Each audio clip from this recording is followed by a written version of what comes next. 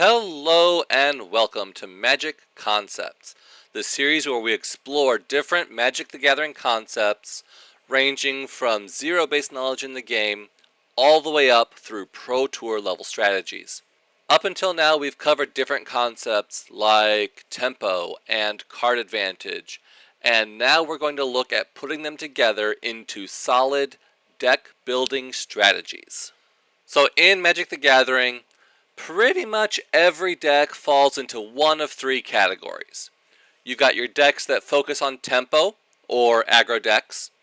You've got your decks that focus on card advantage, or control decks. And you've got your decks that try to build a balance in between, and those are going to be your mid-range decks.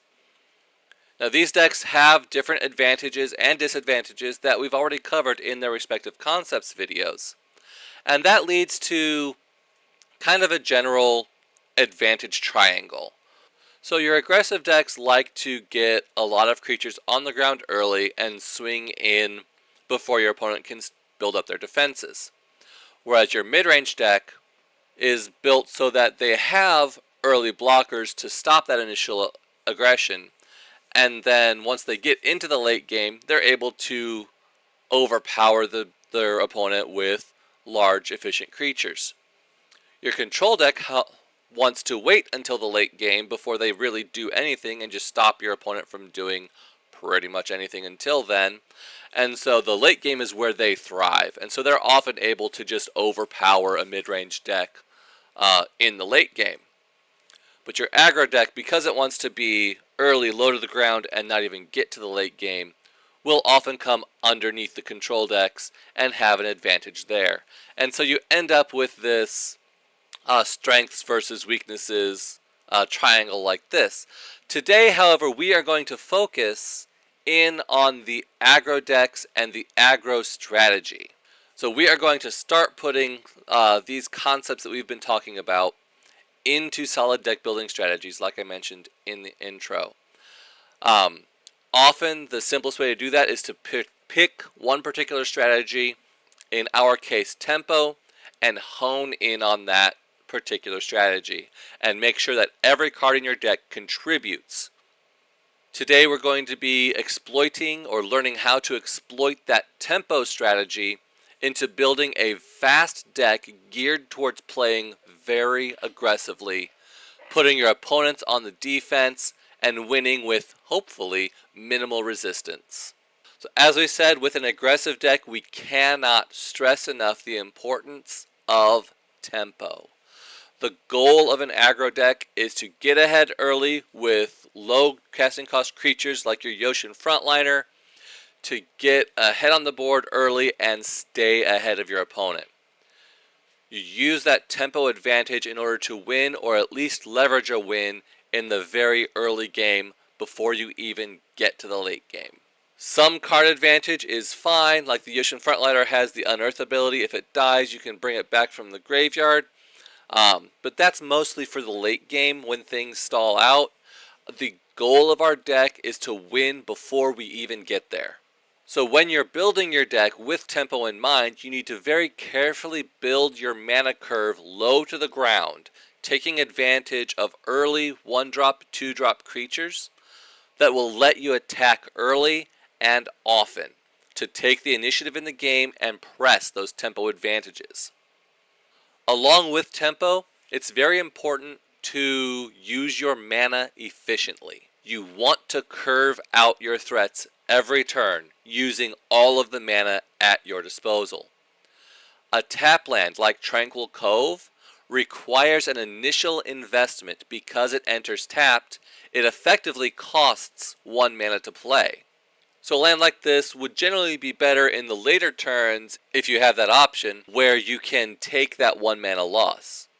Another alternative, instead of using a common or uncommon dual land like Tranquil Cove, is to instead spend more rare wild cards or money on a rare card like Fortified Beachhead that has a condition on it. When it enters the battlefield, you may reveal a soldier, and this deck is full of soldiers, and if you do, it comes into play untapped. That way you can use your white or blue immediately. And that would be a more efficient dual land to include in your deck. Also with mana efficiency, the other side of that is the creatures that you cast. It's very important that you spend less mana to cast your threats than your opponent spends to answer them. For example, a 2/1 flyer like Zephyr Sentinel, which could actually become a 3/2 flyer, only costs you 2 mana to put down. But most kill spells in the format are going to be like a 3 mana Murder, or a 4 mana Deadly Derision, or potentially a 3 mana 3/3 creature that could block it. It's also important on the flip side that you are spending less mana on your answers than your opponent is spending to cast them. So for example, Zephyr Sentinel could flash in, bounce your 1-drop Yotian Soldier, and then be a 3/2 blocker for your opponent's 1/1 first strike that they thought might be a good attack. Or you can use it to bounce one of your creatures that is being targeted by a removal spell, and you will essentially fizzle their removal spell and counter it. Another option would be through a card like Spell Pierce that just counters the spell outright.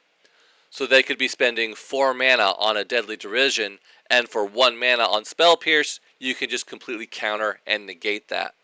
Generally though, it is more important that you focus on your own threats and combat tricks rather than interacting with your opponent, although these counter spells can play a key role in stopping your opponent's game plan. As we were talking earlier, it's very important that every card contributes to your tempo plan. Our goal is to attack our opponent's life total, to bring them from 20 down to 0 as fast as possible. And it's important that every card contributes. A card like Valiant Veteran will give every other soldier +1/+1 and make them hit a lot harder.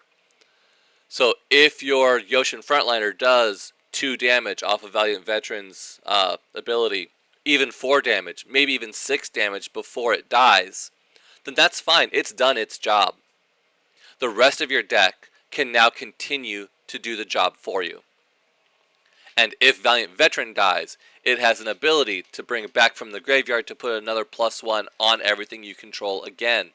And so if it dies, no big deal. Later on in the game, you can still use its ability to pump your team and pressure your opponent's life total. Any card advantage that you put in your deck has to be gained while also pressuring your opponent's life total. This Recruitment Officer does have the ability that lets you look at the top 4 cards of your deck and put a creature into your hand. That is some very good late game card advantage. However, it also comes on a 2/1 body that you can attack with and pressure your opponent's life total. Different creature abilities like we saw with the Valiant Veteran can help force bad blocks from your opponent. Even though Recruitment Officer is a 2/1 for 1, with Valiant Veteran it now becomes a 3/2 for 1 mana that is going to be trading up with your opponent's 2/2 for 2 or their 3/3 for 3. And so this 1 mana creature, if it does get blocked by that 3/3 for 3, you're still trading up in regards to mana efficiency that we were talking about earlier. And so we see that attacking and being on the offense is going to be more advantageous for your deck than sitting back and waiting for your opponent to attack into you. And if they do, let them. There's no rule that you have to block. Let them attack in. Let them do damage to you. Because your own life total doesn't matter. The only life point that matters is the last one. Winning on 1 life is the exact same as winning on 20 life. A win is a win. So paying life to let your opponent tap out is just fine. If they attack you, that creature's tapped. It can no longer block. And so that's just 1 less blocker for when you attack in the next turn. Using a card like Addarkar Wastes, it's an untapped dual land. So you can use either white or blue whenever you want. Yeah, you have to take 1 point of life to do it, but paying the life is worth it to get a land that you can use immediately to curve out with. So Sometimes we said that, especially with the mid-range decks, they're able to deploy enough bigger creatures that they will stop your forward assault. And that is why every aggro deck needs to come with some form of reach. Now, we're not talking about the ability on a creature card that lets you block flyers. We are talking about the magic concept that refers to the ability to finish off a wounded opponent. So even after your tempo advantage has been lost, you can use this concept of reach within your aggro deck to help finish off your opponent, get those last 2 or even 3 points of damage in before they were able to stop you. Traditionally, it's some kind of burn spell, such as a lightning strike that deals 3 damage directly to your opponent. In our deck, we have Skrelv Defector Mite. This is a 1/1 for 1, and it has the tap ability that lets you choose a color. And a target creature gains Toxic 1 and Hexproof from that color. But the important line of text is that it cannot be blocked by creatures of the chosen color. So if your opponent has a lot of 3/3 green beasts that you can't attack through, have Skrelv give one of your creatures protection from green. It now cannot be blocked by anything on your opponent's board, and you get in that last 3 points of free damage to finish off your opponent. And that is what the concept of reach refers to. And that's why you need to build it into your decks. And so this is the white-blue soldiers deck that we have kind of been looking at. This is actually a tier deck that is in current standard as of the making of this video. I have adjusted the land base to make it a little more budget friendly. Your actual tier deck is going to use more Adhikar Wastes, they're going to use more beachheads, etc., and less of the basic lands. And so as you see, it is very creature heavy. A lot of these creatures are very low to the ground. It does have some counter spells to play against your opponent's deck. So it's very easy to, let's say, keep open 2 mana for a Make Disappear. And if they do cast something, you can counter it. If not, well then you can Resolute Reinforcements, a flash card. You can Zephyr Sentinel, flash. And so those flash cards play with the counter spells to let you keep mana open, play your threats at the end of your opponent's turn. And why am I talking about this? Let's just see the deck in action. Alright, we've got, yeah, okay, Recruitment Officer Ho. I guess this is as low ground as you get. So we will go ahead and start off with a turn 1 Recruitment Officer, 2 power on the board. Let's go.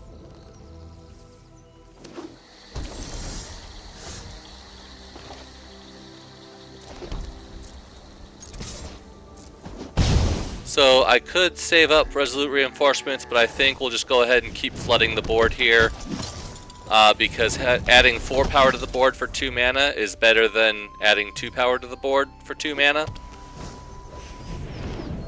Ooh, 2/3 lifelink. Well, that will ruin my plans, won't it? If I attack in, he's just going to... I mean, I'll do net 2 damage and lose a creature because he'll gain 2 life, I'll deal 4, so I really can't do a whole lot.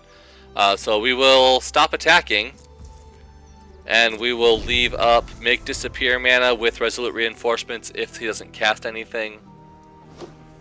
And if he does swing in, I will absolutely kill this guy. Brutal Cathar will exile a creature I control, so yeah, let's go ahead and counterspell that one. Not that I'm really doing a whole lot with my creatures anyway, but that does change things because now all of my creatures are 3 power, which means that they will trade evenly for Dennick, or he'll just take the damage, which is also good. I am tapped out now, so he can do pretty much whatever he wants. If he has another Brutal Cathar, he can take my Tactician. Nothing. So he might also be on Soldiers. We go ahead and attack. He's probably got a Resolute Reinforcements. So he's just going to do 1 block and survive it too. Nope, there we go. Alright. Shoot. That means... Yeah. That happens. I don't have a counterspell for that one. So unfortunately, that's kind of it for us. He didn't work out the way I thought it would.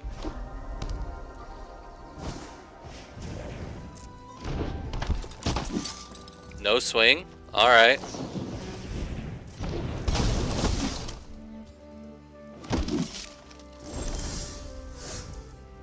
You would have been nice to have last turn.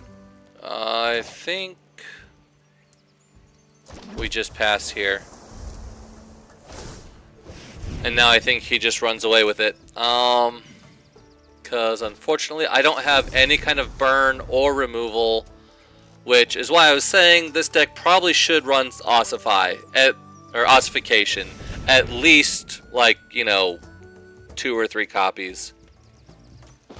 So yeah, we'll have to counterspell that one.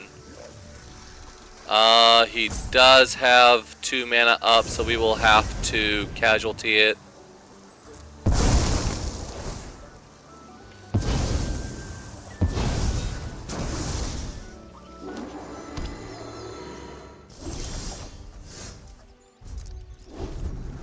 Yeah, land doesn't help me out here, so I am just gonna be doing nothing. Bluffing a counterspell here. We'll go ahead and do a scry with Recruitment Officer. I mean, it's something. Now that one might actually be of benefit. So we'll go ahead and drop the frontliner. It doesn't really matter too much. We'll pass combat and we'll save Zephyr Sentinel for opponent's turn. I can bounce reinforcements and then recast it next turn. Oh, he got a veteran. That's not good. That's what I was looking for.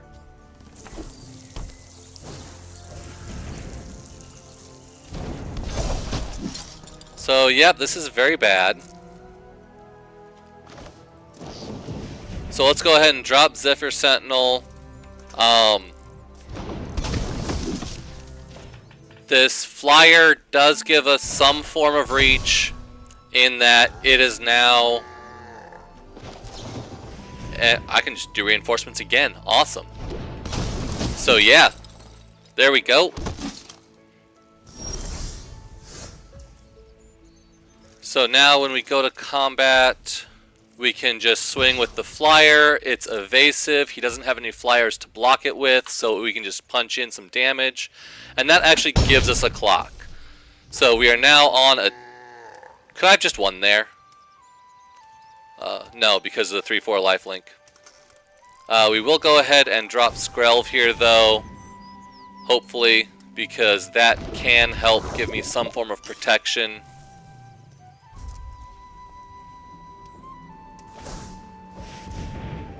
He is digging for answers. The problem is another veteran? Holy crap. With Dennick being a 3-power attacker, all he has to do is attack, and that pretty much negates the Zephyr Sentinel's attack with his life gain. And he has Sky Strike Officer, which is now a blocker for Zephyr Sentinel. And with the Valiant Veteran times 2, it is a bigger flyer than I have. Which means I really need some form of removal, which this build of soldiers does not have. Alright, well, let's do the good old 4-for-1. I can do... Sure, we'll grab Harbin. Why not? I honestly think I don't attack, or I don't block here. I'll just let him take it. Now that I know I have Harbin, yeah, I think I'll just take it.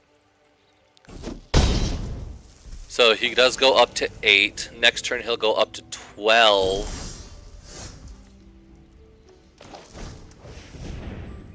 But with Harbin, that gives everything +1 in flying. It might be enough to push through. Oh, he's tapped out. Yes! That did it! He did not find an answer to Harbin. Oh my goodness. Right there. I mean, we've got early lands, we've got early plays, we're good to go, I guess. The Knight Errant is an end game, is like a late game play, and hopefully I'll get there. So I really only do have the 2 creatures, but we'll go ahead and keep and see what happens. It looks like opponent is playing soldiers too. Like I said, this is a tier deck, so it is very good. So let's just see how good it is. Last time we had the Soldier's Mirror, we somehow managed to come out on top. Yeah, we'll go ahead and do that trade.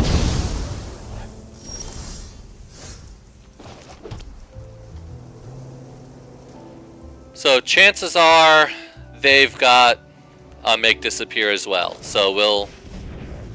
Yep, there it is. Oh, nope, Resolute Reinforcements. Alright, I'll take that.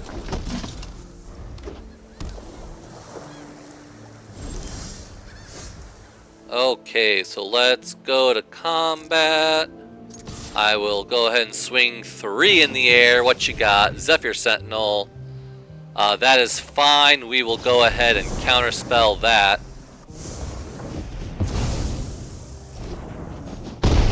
Because we know how annoying that can be. Unfortunately, that means I don't get to cast a second spell this turn. I don't get to pop my Recruitment Officer. But stopping their flyer is definitely more important.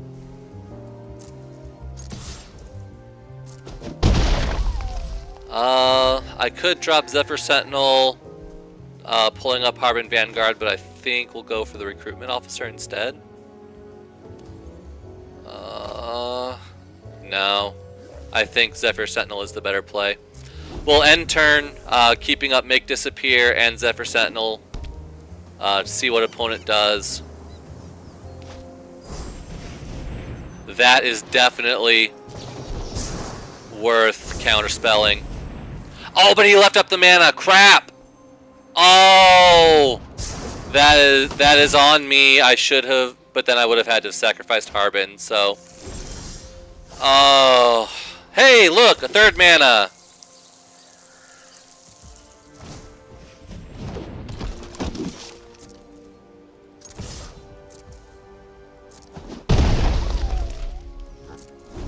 So he does have a 4/4 on the board, which is no good for me.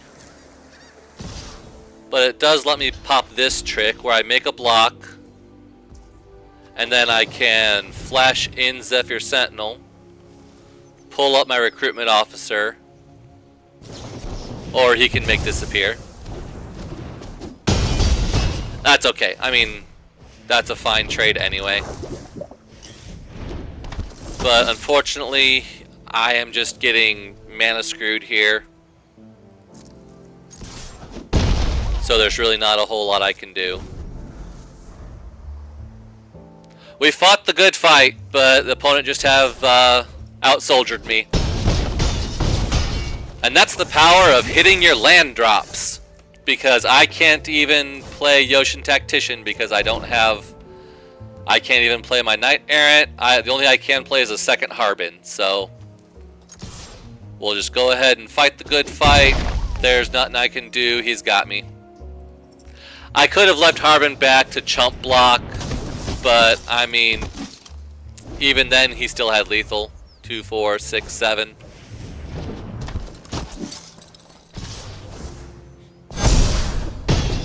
And that's what Harbin's supposed to do. On the first game that I won, that's how it would have looked like to my opponent. Alright, so we've got white on turn 1, and then we've got a turn 2 and a turn 4 play, so, I mean, this is about as good as we could hope for, I guess. We just need to find that 4th mana for Tactician.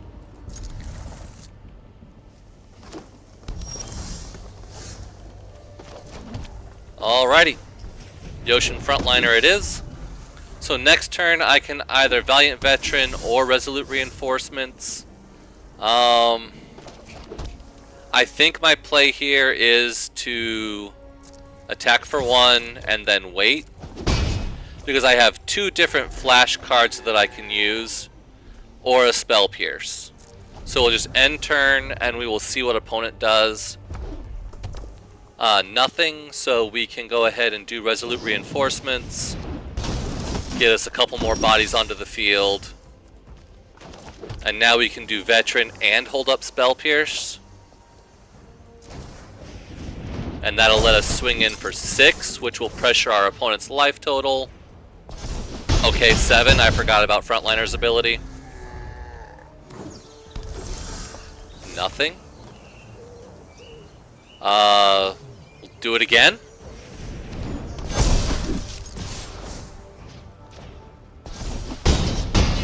And that's aggro, folks.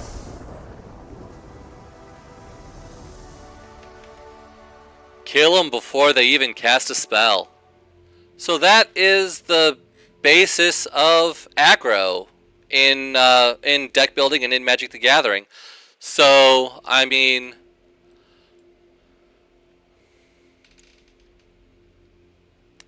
definitely there is a very big importance on tempo with the low curve, the importance of mana efficiency, that you're casting something every turn, and if you're leaving mana open, you're leaving it open for a reason, either for those counter spells or for your flash threats. And so there's a reason you're leaving your mana open, and you're making the most out of your mana every turn, and that you're constantly pressuring your opponent's life total, and that you can make use of some form of reach, either with Skrelves making something unblockable, or just your flyers going over top where your opponent can't reach. And so that is aggro. Stay tuned for our next Magic Concepts video, where we'll be going over a different deck strategy. And be sure to like, comment, subscribe, and I will see you in the next video.